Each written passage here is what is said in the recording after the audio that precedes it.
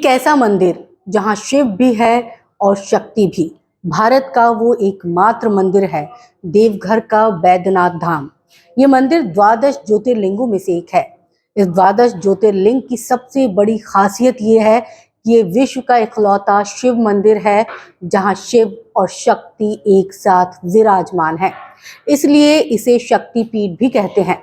पौराणिक कथाओं में वर्णित है कि यहाँ माता सती का हृदय कट कर गिरा था, इसलिए इसे हृदय पीठ भी कहते हैं। मान्यता है कि बाबा भोले के भक्त जब सावन में बाबा बैद्यनाथ मंदिर में कांवर लेकर आते हैं तो उन्हें शिव और शक्ति दोनों का आशीर्वाद मिलता है। इसलिए द्वादश ज्योतिर्लिंग बाबा बैद्यनाथ के मंदिर को शक्ति पीठ भी कहा जाता है। सावन के महीने में यहाँ लाखों श्रद्धालु भगवान भोले शंकर को जल चढ़ाने के लिए पहुंचते हैं।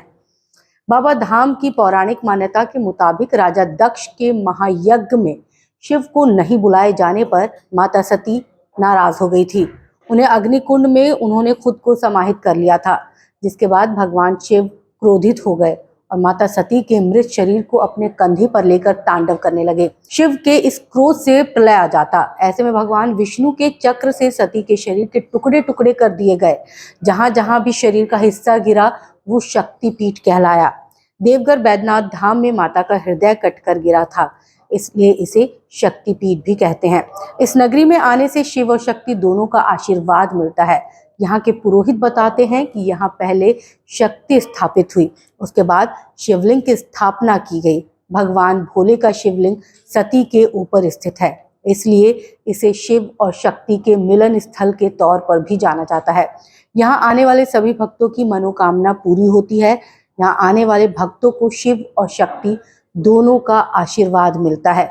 यही कारण है कि इसे मनोकामना लिंग भी कहते हैं। यहाँ सच्चे मन और श्रद्धा से मांगी गई सभी मुरादें पूरी हो जाती हैं। श्रद्धालु बताते हैं कि ये विश्व का इकलौता मंदिर है जहाँ पर शिव और शक्ति दोनों एक साथ विराजमान है और इसीलिए इसकी महिमा इतनी ज़्यादा अपरंपार है।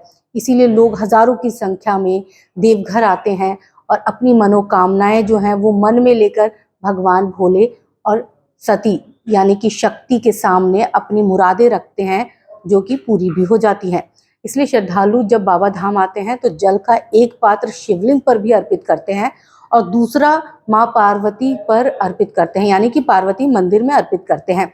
श्रद्धालुओं के मुताबिक यहाँ पर मांगी गई उनकी सारी मुरादें अभी तक पूरी हुई हैं और मनोकामना है कि अगर आप भी देवघर जाते हैं और वहाँ पर जो है शिव और शक्ति दोनों की आराधना करते हैं तो आपकी भी तमाम मनोकामनाएं पूरी हो जाएं।